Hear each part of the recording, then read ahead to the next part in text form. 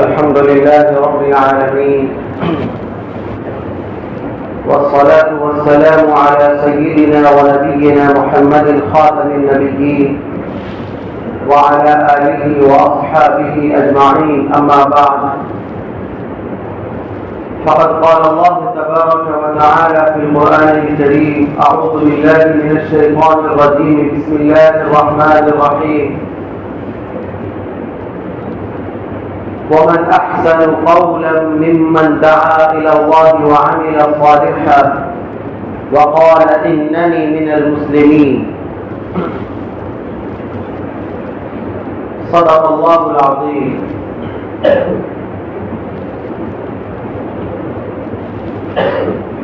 محترم علماء کرام،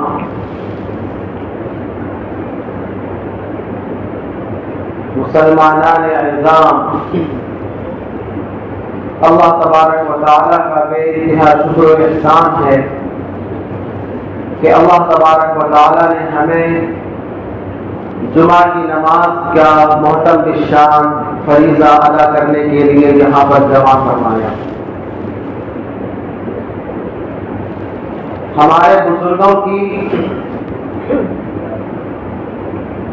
یہ روایت رہی ہے، ایک طریقہ رہا کہ انہوں نے مسجدوں کو جہاں عبادت کی جگہ قرار دیا، وہی مسجدوں کو مسلمانوں کی اصلاح کا، تربیت کا، ہدایت کا بھی بڑا مرکز بنایا. اس تعلق سے بہت سارے کام ہوتے ہیں، ان میں ایک کام ہے جمعہ کی نماز سے پہلے کا بیان. یہ موقع کوئی تقریر کا نہیں ہوتا ہے کہ کسی موضوع پر تفصیلی بات کی جائے، مگر مختصر وقت میں یہ ضروری ہوتا ہے کہ ہم قرآن کا یا اسلام کا یا اپنے پیغمبر حضرت محمد مصطفیٰ صلی اللہ علیہ وسلم کی تعلیمات کا کوئی ایک حصہ لے کر جائیں. میں نے قرآن کریم کی ایک آیت پڑھی، اس کا ترجمہ یہ ہے، اللہ تبارک و تعالیٰ ارشاد فرماتے ہیں: کنتم خیر امہ، تم بہترین امت ہو، اخرجت للناس، جنہیں برپا کیا گیا ہے، جنہیں پیدا کیا گیا ہے، وجود میں لایا گیا ہے لوگوں کے نفع کے. تأمرون بالمعروف، تم نیکیوں کا حکم کرتے ہو، تم برائیوں سے روکتے ہو، وتؤمنون باللہ، اللہ پر ایمان کرتے ہو. اس آیت کا ٹائٹل ہے کنتم خیر امہ، تم سب سے بہترین امت. آج کے مسلمانوں کو سب سے پہلے یہی سمجھنے کی اور سمجھانے کی ضرورت ہے کہ وہ کون سا مقام ہے جو اللہ نے انہیں دے رکھا ہے. حالات جب دیکھے جاتے ہیں، جب یہ نظر آتا ہے کہ ساری دنیا ایک ہو گئی ہے، ایک خیمے میں تقسیم ہو گئی ہے، اور ہر میدان میں مسلمانوں پر چڑھ رہے ہیں، دوڑ رہے ہیں، ہر طرح کا، ہر قسم کا حملہ چلا رہا ہے، تو مسلمان کیا سمجھتا ہے؟ مسلمان یہ سمجھتا ہے کہ شاید ہم سب سے کمزور ہیں، ہم سب سے بے حیثیت ہیں، ہمارا وجود کسی کو بھا نہیں رہا ہے، ہماری شریعت، ہمارا طور طریقہ، ہمارا کلچر کسی کو پسند نہیں آ رہا ہے، دنیا ہم پر تنگ ہو رہی ہے، سیاسی اعتبار سے ہمارا وزن نہیں ہے، معاشیات میں، اکنامکس میں، بزنس میں ہم کہیں نہیں ہیں، ہمارے اپنے اخلاق و عادات بھی کمزور ہو گئے ہیں، ہمارے آپسی اختلافات عروج پر ہیں. تو ایک طرف قرآن خیر امت کہہ رہا ہے اور دوسری طرف مسلمان عجیب و غریب مایوسی کے عالم میں. ہر آدمی کی، ہم میں سے ہر شخص کی یہ ذمہ داری ہے کہ اپنے دل کو ٹٹولے اور یہ احساس پیدا کرے کنتم خیر امہ، کہ تم بہترین امت ہو۔ قومیں اور تہذیبیں طاقت کا نام نہیں ہے، سیاسی طاقت، معاشی طاقت، جنگی آلات اور ہتھیار یہ عروج نہیں ہے۔ کسی تہذیب کے لیے یہ چیزیں بلندی کا ذریعہ نہیں ہے۔ اصل ہے انسان کی ایمانی قوت، اخلاقی قوت۔ ایمان اور اخلاق کے ساتھ یہ سب چیزیں آئیں گی تو وہ چیزیں انسانیت کو فائدہ پہنچائیں گی۔ لیکن اگر ایمان اور اخلاق نہیں ہے تو آپ چاہے سپر پاور بن جائیے، آپ نحوست ہیں، آپ بربادی ہے پوری انسانیت کے لیے، پوری دنیا کے لیے، اور یہ بات کھلی آنکھوں سے ہم دیکھ سکتے ہیں۔ تہذیب قومیں اپنی ایمانی قوت کی وجہ سے، اخلاقی قوت کی وجہ سے وجود میں آتی۔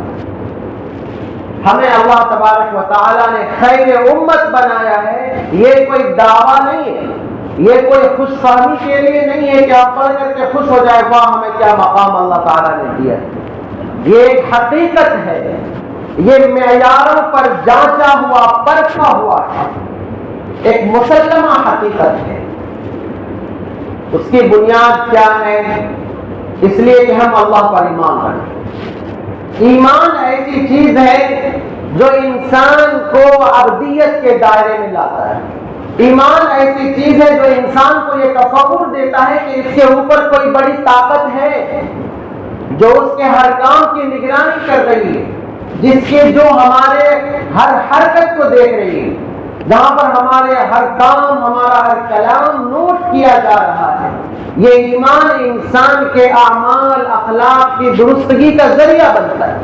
اور جب ایمان نہیں ہے تو انسان جانوروں جیسا ہو جاتا ہے، کھاؤ پیو عیش موج کرو، کوئی دیکھنے والا نہیں، کوئی روکنے والا نہیں، کوئی ٹوکنے والا۔ تو قوموں کی ترقی اور قوموں کی تہذیب کی ایک بنیادی جڑ ہے یہ اللہ پر ایمان۔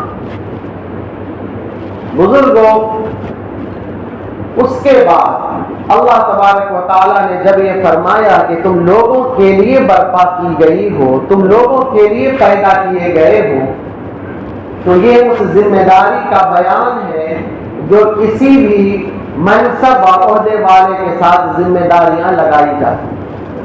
جب انسان بڑے عہدے پر جاتا ہے تو اس کی ذمہ داریاں بڑی ہو جاتی ہیں۔ آپ کو جو یہ مقام دیا گیا ہے تو اس کی کچھ ذمہ داریاں ہیں۔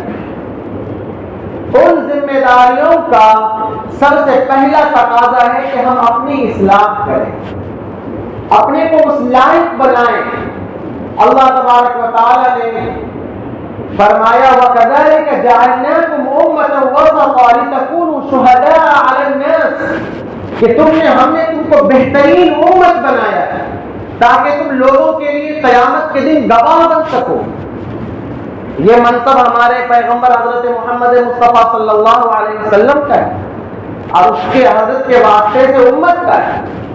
ایک دفعہ ایسا ہوا کہ رسول کریم صلی اللہ علیہ وسلم نے حضرت عبداللہ ابن مسعود رضی اللہ تعالیٰ عنہ سے فرمایا کہ اے ابن مسعود، قرآن کریم پڑھو، مجھے سناؤ۔ تو حضرت عبداللہ ابن مسعود نے کہا اے اللہ کے رسول، آپ پر قرآن کریم اترا ہے، آپ کو تو سب کچھ معلوم ہی ہے، سب یاد ہی ہے، تو آپ مجھ سے قرآن سننا چاہتے ہیں؟ کہا کہ ہاں میں تم سے سننا چاہتا ہوں، تم قرآن پڑھو۔ تو انہوں نے سورۃ النساء کی تلاوت شروع فرمائی۔ جب اس آیت پر پہنچے ہیں فَكَيْفَ إِذَا جِئْنَا مِنْ كُلِّ أُمَّةٍ بِشَهِيدٍ وَجِئْنَا بِكَ عَلَى هَؤُلَاءِ شَهِيدًا، تو حضرت عبداللہ بن مسعود سر اٹھا کر کے دیکھتے ہیں تو رسول اللہ صلی اللہ علیہ وسلم کی آنکھوں سے زار و قطار آنسو نکل رہے۔ اس آیت میں کیا کہا گیا؟ اس آیت میں کہا گیا کہ اس وقت کیا عالم ہوگا کہ جب ہم ہر امت کے ایک شہید کو یعنی پیغمبر کو لائیں گے، ہر قوم کے پیغمبر کو لائیں گے، اور تمام پیغمبروں کے لیے گواہ میں آپ کو ہم لائیں گے۔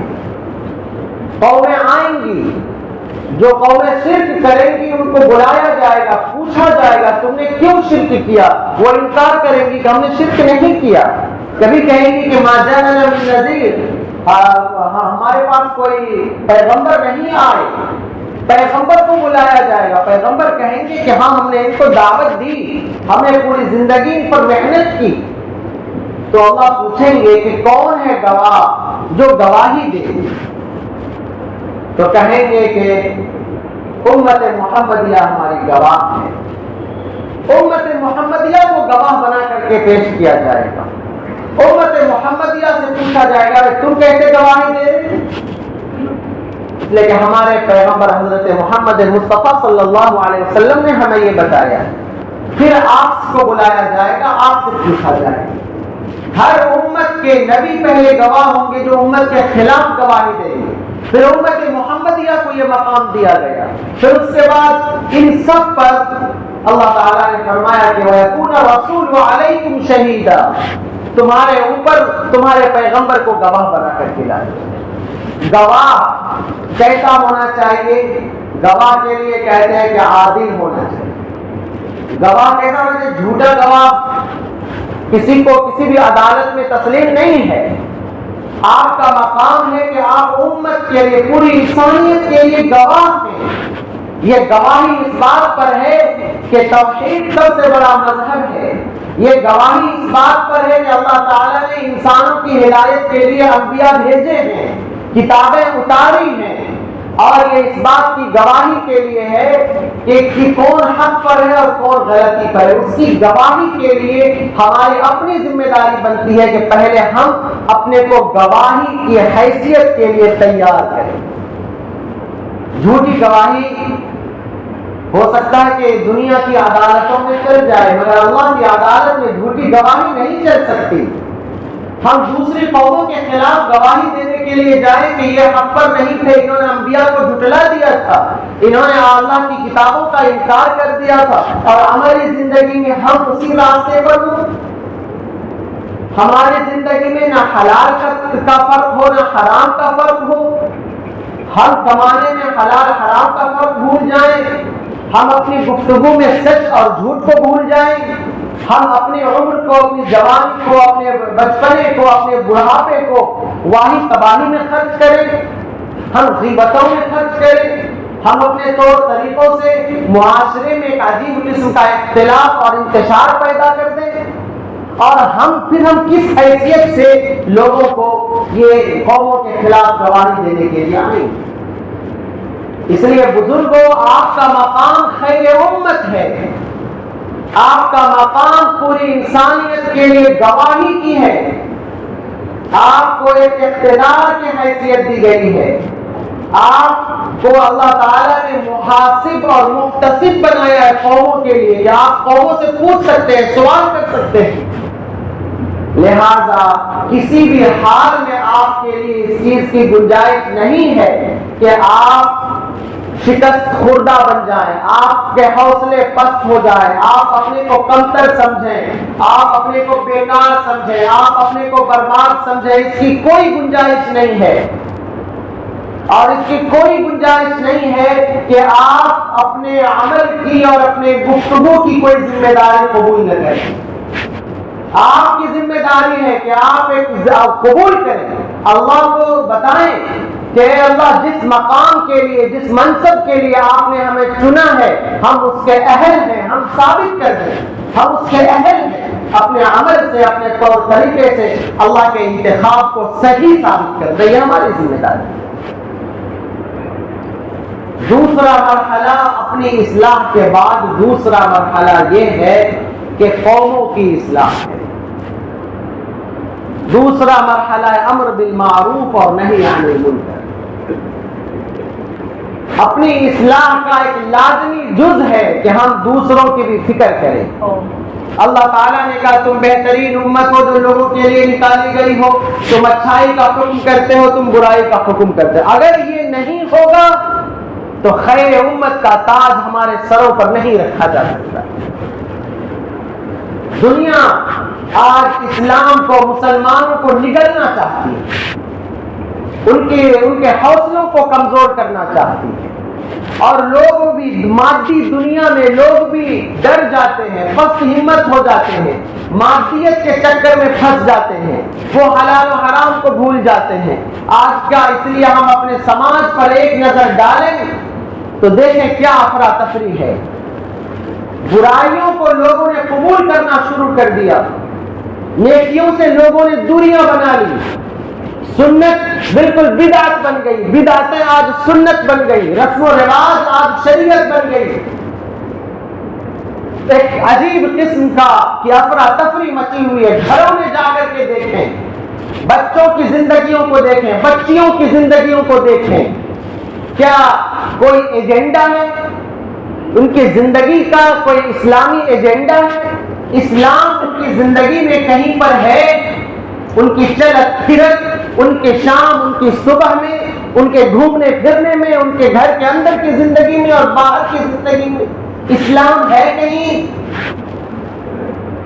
ایجنڈا ہی نہیں ہے۔ یہ ہمارے نوجوانوں کا حال ہے۔ اس صورتحال میں، اس موجودہ صورتحال میں اگر کہیں سے امید کی کوئی کرن باقی ہے، کہیں سے روشنی مل سکتی ہے، ان خرابیوں کی اصلاح کا کوئی ذریعہ بن سکتا ہے، تو وہی دعوت و تبلیغ کا کام ہے۔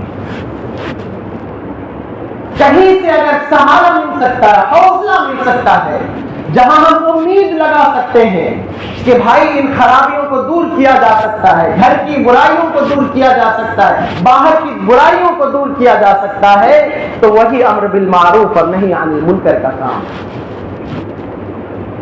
بزرگوں، اس کام کی اہمیت کو سمجھیے، کوئی رسم نہیں ہے یہ۔ ہمارے یہاں کیا ہوتا ہے، جب کام کوئی شروع ہوتا ہے تو لوگ ایک جذبے کے ساتھ قبول کرتے ہیں۔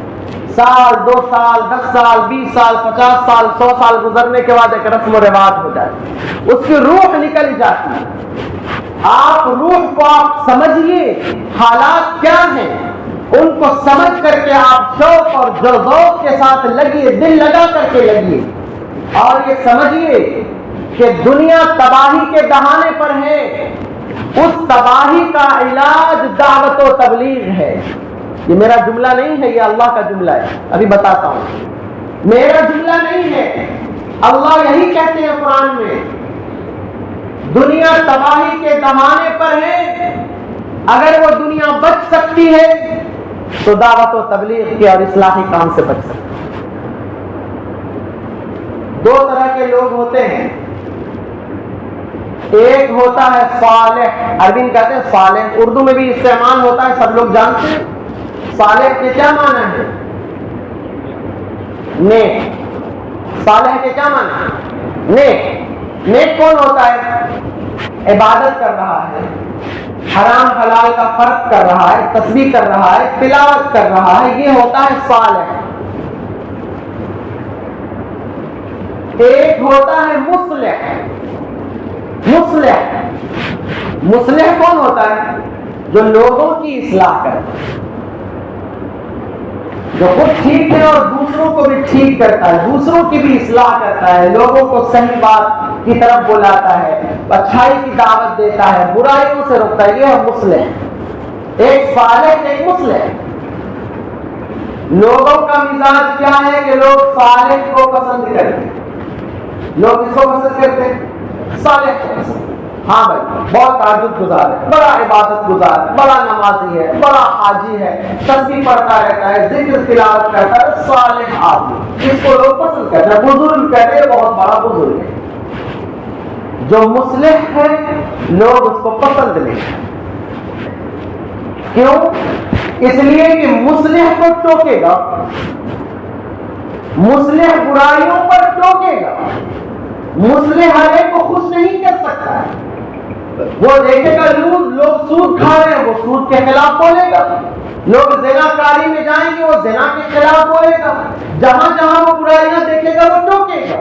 لوگوں کا مزاج کیا ہے کہ لوگ سننا نہیں چاہتے، جو سود کھانے والا ہے وہ سود پر تقریر پسند نہیں کرے گا، جو زناکاری بدکاری میں مبتلا ہے وہ بدکاری کی تقریر کو پسند نہیں کرے گا، جو بدعات و خرافات میں مبتلا ہے وہ بدعات کے خلاف بات سننا نہیں چاہے گا۔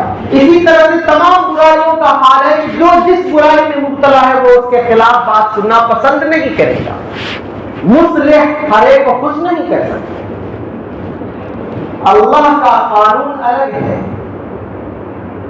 یہ تو لوگوں کا قانون ہے کہ لوگ صالح کو پسند کرتے ہیں، مصلح کو پسند نہیں کرتے، مگر اللہ کا قانون الگ ہے۔ اللہ کا قانون یہ ہے کہ اگر کہیں پر برائی ہو رہی ہے،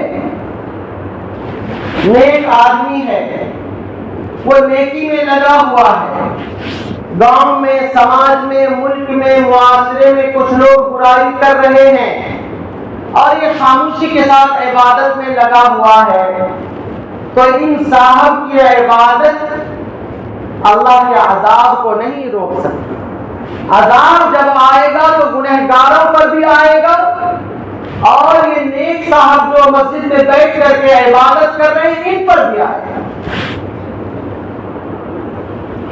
ایک دفعہ اللہ تبارک و تعالیٰ نے حضرت جبرائیل علیہ السلام کو حکم دیا کہ جاؤ پورا بستی کو پلٹ دو، تو فرمایا حضرت وہاں تو ان فیہا عبدا لم یعصک طرفۃ عین، ایک بندہ ہے جس نے پل بھر کے لیے آپ کی نافرمانی نہیں کی، تو کیسے پلٹ دیں؟ فرمایا اغلبھا علیہ وعلیہ، بستی کو پلٹ دو، اس شخص پر بھی پلٹ دو اور گاؤں کے ظالم گنہگاروں پر بھی پلٹ دو۔ کیوں؟ اس لیے کہ اس کے سامنے گناہ ہوتا رہا، اس کے چہرے پر کوئی فرق نہیں پڑا۔ صالح آدمی ہم سمجھیں کہ ہم نیک بن جائیں گے، دنیا کچھ بھی ہوتی رہے، تو آپ کی یہ نیکی نہ دوسروں کو بچا سکے گی نہ آپ کو بچا سکے گی۔ لیکن جب مصلح ہوں گے، مصلح چند لوگ اصلاح کرنے والے ہوں گے، تو عذاب مصلح سے بھی ہٹے گا اور دوسرے لوگوں سے بھی عذاب ہٹ جائے گا، بستی سے عذاب ہٹ جائے گا، ملک سے عذاب ہٹ جائے گا۔ یہ دعویٰ قرآن کا ہے۔ قرآن کریم کے سورہ ہود میں ایک آیت ہے، وَمَا كَانَ رَبُّكَ لِيُهْلِكَ الْقُرَىٰ بِظُلْمٍ وَأَهْلُهَا مُصْلِحُونَ، وَمَا كَانَ رَبُّكَ لِيُهْلِكَ الْقُرَىٰ بِظُلْمٍ وَأَهْلُهَا مُصْلِحُونَ، کہ اللہ تعالیٰ گاؤں کو ظلم کی وجہ سے، گناہوں کی وجہ سے ہلاک کرنے والا نہیں ہے جب گاؤں میں کچھ لوگ اصلاح کرنے والے ہوں۔ اپنی طرف سے کچھ بھی نہیں کہا، ترجمہ کیا کہ اگر گاؤں میں کچھ لوگ اصلاح کرنے والے ہوں اور دوسرے لوگ برائیوں کے راستے پر چلنے والے ہوں، تو اللہ تعالیٰ ان اصلاح کرنے والوں کی وجہ سے، گناہ گاروں کے گناہ کی وجہ سے ملک کو، سماج کو تباہ نہیں کرے گا۔ یہ قرآن کا اصول ہے۔ اگر آپ یہ سمجھتے ہیں کہ دنیا تباہی میں جا رہی ہے، سماج بربادی میں جا رہا ہے، لوگ برائیوں کے راستے پر چل رہے ہیں، ہر طرف تاریکیاں ہیں، تو اس تاریکیوں کو مٹانے کے لیے جو روشنی کا چراغ ہو سکتا ہے وہ آپ ہی کے پاس تو ہے۔ اگر تاریکی بہت زیادہ ہے تو بہت زیادہ روشنی لے کر کے میدان میں آئے گی۔ تاریکی ہلکی رہتی ہے تو چھوٹا سا بلب کافی ہوتا ہے، تاریکی اور زیادہ ہوتی ہے تو اور بڑے بلب کی ضرورت پڑتی ہے، جب تاریکی بہت زیادہ ہو جاتی ہے تو بہت روشن سورج کی ضرورت پڑتی ہے۔ تو آپ کو وہ سورج اللہ نے دے رکھا ہے، وہ ہتھیار اللہ نے آپ کو دے رکھا ہے کہ آپ نکلیے، اپنی روشنیوں کو لے کر کے نکلیے، اپنی روشنیوں کو باہر لائیے، اپنی صلاحیتوں کو باہر کیجیے، ایک اتحاد کے ساتھ، ہمت کے ساتھ، احترام کے ساتھ، اکرام مسلم کے ساتھ باہر آئیے اور لوگوں کو اس تباہی سے، اس دلدل سے نکالیے۔ یہ آپ کی ذمہ داری ہے، یہ ہم میں سے ہر شخص کی ذمہ داری ہے۔ ہم داعی قوم بنائے گئے، ہم داعی قوم بنائے گئے۔ ہمارے لوگ حضرت مولانا الیاس صاحب رحمۃ اللہ علیہ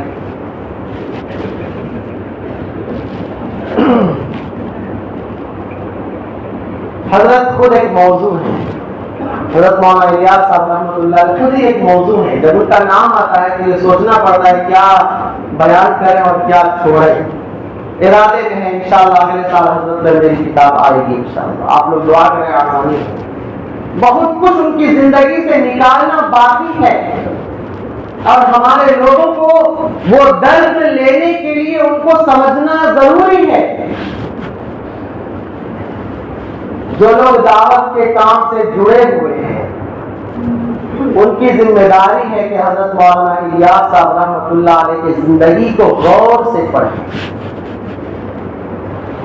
ہم جب نیکیوں کے کام میں لگ جاتے ہیں تو پھر ہم ایک تصور ہمارے اندر ایک یہ پیدا ہو جاتا ہے، اپنی بڑائی کا تصور پیدا ہو جاتا ہے،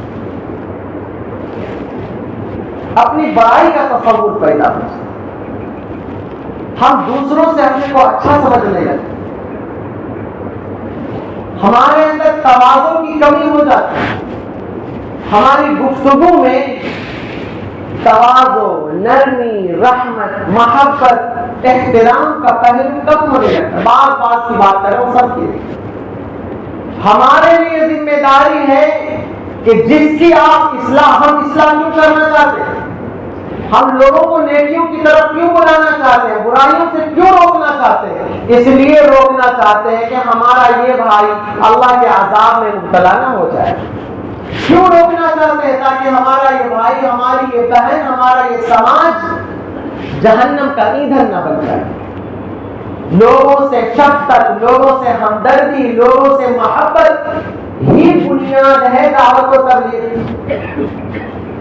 ہم لوگوں کو اچھائی کی دعوت اس لیے تھوڑی دے رہے کہ ہم کو لوگ کہیں بہت بڑا داعی ہے.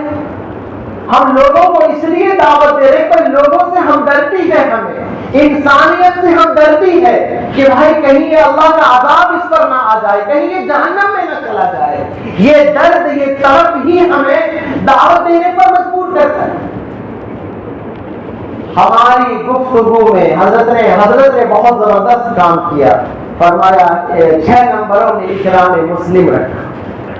ایک نمبر کیا رکھا؟ مسلمانوں کا خاص احترام. کیونکہ ہم کام تو مسلمانوں کے کریں گے نا، ان کا خاص احترام. کیوں احترام؟ اس لیے کہ اللہ مسلمانوں کو الگ حیثیت سے دیکھتا ہے اور دوسروں کو الگ حیثیت سے دیکھتا ہے. چند آیتیں پڑھتا ہوں. اللہ فرماتے ہیں قرآن میں أَفَنَجْعَلُ الْمُسْلِمِينَ كَالْمُجْرِمِينَ، کیا ہم مسلمانوں کو مجرم کی طرح بنا دیں گے؟ نہیں ہو سکتا. مَثَلُ الْفَرِيقَيْنِ كَالْأَعْمَى وَالْبَصِيرِ وَالْأَصَمِّ وَالْبَصِيرِ وَالسَّمِيعِ هَلْ يَسْتَوِيَانِ مَثَلًا. دونوں فریق کی مثال ایسی ہے کہ ایک اندھا ہے، ایک دیکھنے والا ہے، ایک سننے والا ہے، ایک گونگا ہے، ایک بہرا ہے. دونوں برابر نہیں ہو سکتے. اللہ کہتے ہیں أَوَمَنْ كَانَ مَيْتًا فَأَحْيَيْنَاهُ وَجَعَلْنَا لَهُ نُورًا يَمْشِي بِهِ فِي النَّاسِ كَمَنْ مَثَلُهُ فِي الظُّلُمَاتِ لَيْسَ بِخَارِجٍ مِنْهَا. ایک آدمی ہے جو مردہ تھا یعنی کافر تھا. فَأَحْيَيْنَاهُ، ہم نے اس کو زندگی دی، ایمان دیا. وَجَعَلْنَا لَهُ نُورًا، ہم نے اس کو نور دیا، علم دیا، ایمان دیا، علم دیا اور اس کی روشنی میں چل رہا. کمم مثلہ فی الظلمات، وہ آدمی اس شخص کی طرح نہیں ہو سکتا ہے جو کفر کی حالت میں تاریکیوں میں بھٹک رہا ہے. قرآن ایمان والے کو الگ حیثیت سے دیکھتا ہے اور جو ایمان سے محروم ہے ان کو الگ حیثیت سے.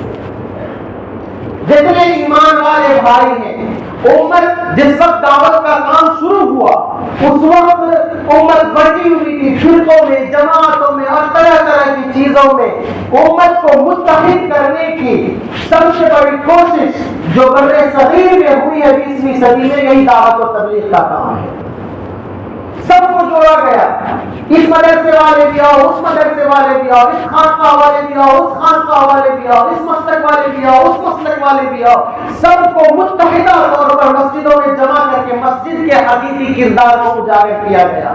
ہماری ذمہ داری ہے کہ ہم اپنی گفتگو میں، اپنے بول چال میں، اپنے طور طریقے میں نرمی اختیار، سب کو جوڑے، سب کو گلے لگائے، سب کو پکڑے. حضرت مولانا الیاس صاحب رحمۃ اللہ علیہ ایک جگہ دعوت دینے کے مولانا علی میاں نے لکھا ہے مولانا علی میاں نے اپنی کتاب میں لکھی دعوت میں مولانا علی میاں کہتے ہیں میں بھی تھا اس جماعت میں، مولانا الیاس صاحب اس کے امیر تھے، دعوت دینے کے لیے گئے تو ایک نوجوان ہنس رہا ہے، اس طرح سے ہنس رہا ہے، کھلکھلا رہا ہے، مذاق اڑا رہا ہے۔ حضرت مولانا الیاس صاحب فرماتے ہیں بیٹے اللہ تعالیٰ تم کو ہنستا رکھے، تم کو ہمیشہ اللہ ہنستا رکھے، تم کو زندگی میں کوئی تکلیف نہ پہنچے، اسی مسکراہٹ کے ساتھ مسجد میں چلو، تھوڑی دیر بیٹھو، اگر تمہارا دل لگے گا تو بیٹھنا، ورنہ چلے آنا۔ وہ چلا گیا، وہاں بیٹھا، سنا۔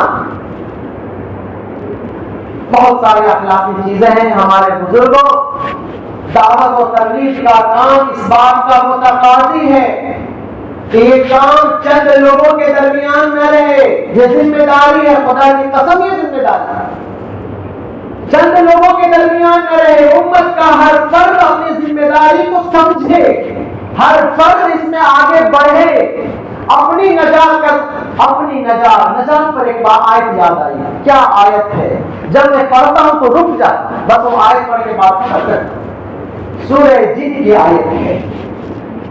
رسول اللہ صلی اللہ علیہ وسلم فرماتے ہیں قل انی لا املک لکم ضرا ولا رشدا، کہ لوگوں میں تمہارے لیے نقصان کا نفع کا مالک نہیں ہوں، وَلَن يُجِيرَنِي مِنَ اللَّهِ أَحَدٌ، اور اللہ سے مجھے بھی اگر اس سے کچھ ہو جائے تو اللہ سے مجھے کوئی بچانے والا نہیں ہے، وَلَنْ أَجِدَ مِن دُونِهِ مُلْتَحَدًا، میں اللہ تبارک و تعالیٰ کے سوا کوئی اپنے لیے جائے پناہ نہیں پاتا ہوں، اللہ سے بچانے کے لیے میں بھی کوئی جائے پناہ نہیں پاتا ہوں، إِلَّا بلاغا من اللہ ورسولہ، مگر تبلیغ، الا بلاغا من اللہ ورسولہ، سورہ جن کی آیت، اپنا نہیں کچھ کہ اللہ سے، اللہ کے عذاب سے بچانے والا کوئی نہیں ہے مگر تبلیغ، الا بلاغا من اللہ ورسولہ۔ کیوں تبلیغ؟ اس لیے کہ داعی کی ذمہ داری ہے تبلیغ، نبی کی ذمہ داری ہے تبلیغ، اور نبی کے اس امتی کی جس کو شہید کا، گواہی کا مقام دیا گیا، خیر امت کا مقام دیا گیا، اس کی بھی ذمہ داری ہے تبلیغ۔ ہر فرد سمجھے کہ ہماری نجات کا ذریعہ اس تبلیغ میں ہے، اپنی اصلاح میں ہے، دوسروں کی اصلاح کی کوشش میں ہے، گناہوں کو دیکھ کر کے تھوڑا سا گھبرانا ہے، گناہوں کو دیکھ کر کے پریشان ہونا ہے، گناہوں کو ختم کرنے کی طرف پیدا کرنے کی کوشش کریں۔ سنا ہے کہ اجتماع بھی ہونے والا ہے، 24-25 میں اجتماع ہونے والا ہے، اس اجتماع کو آپ تاریخی بنائیں۔